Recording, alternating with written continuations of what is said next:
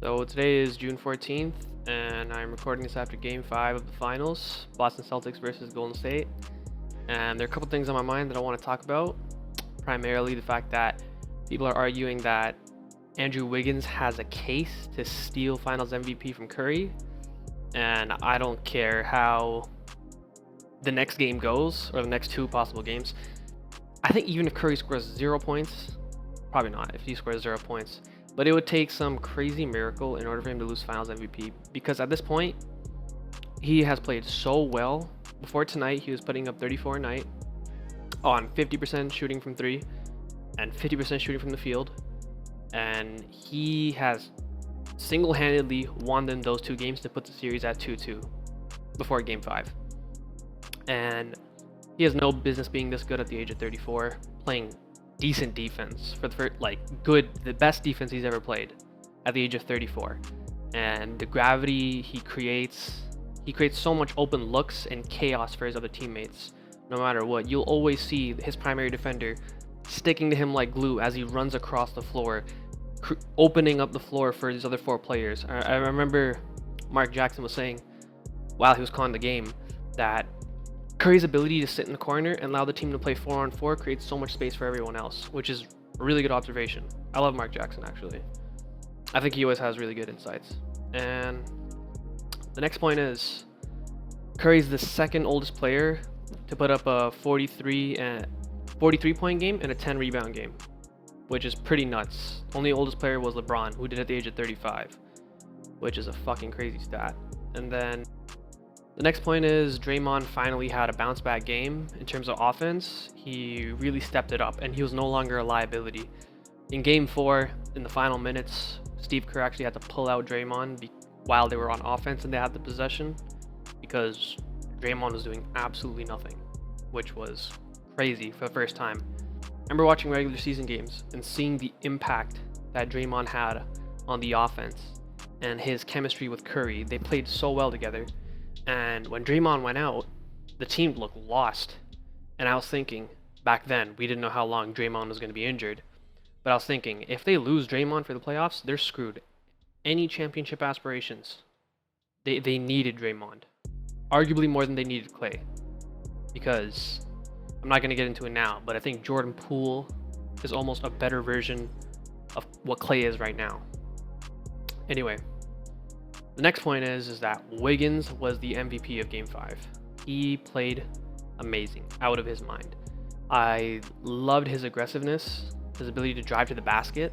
He's never afraid to take it to the rim, which I love. I love when players do that, and they don't settle for stupid early shot clock 3-point shots that are heavily contested.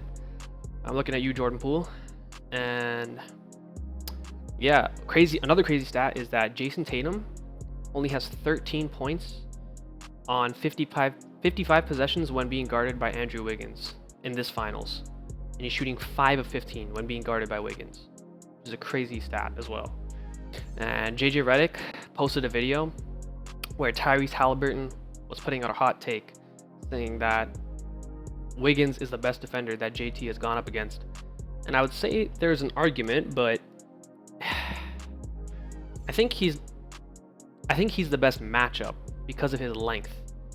Tatum is a huge wing and has a lot of wingspan and can shoot above players, a lot like KD can. And Holiday, while an amazing defender, doesn't have the length to bother the shot like that in the way that Andrew Wiggins can.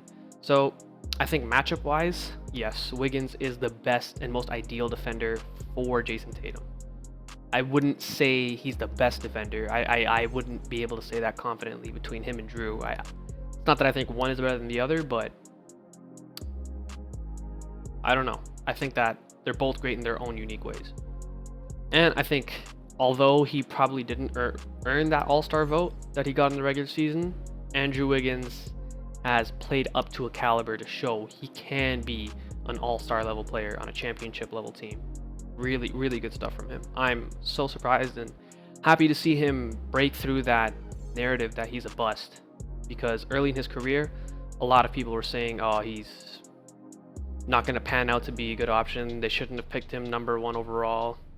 Oh man, Jason Tatum even had a tweet saying, I think Jabari Parker was a better player than Andrew Wiggins, and that was back in 2012. And that tweet aged like milk. NBA Twitter was having a field day with that.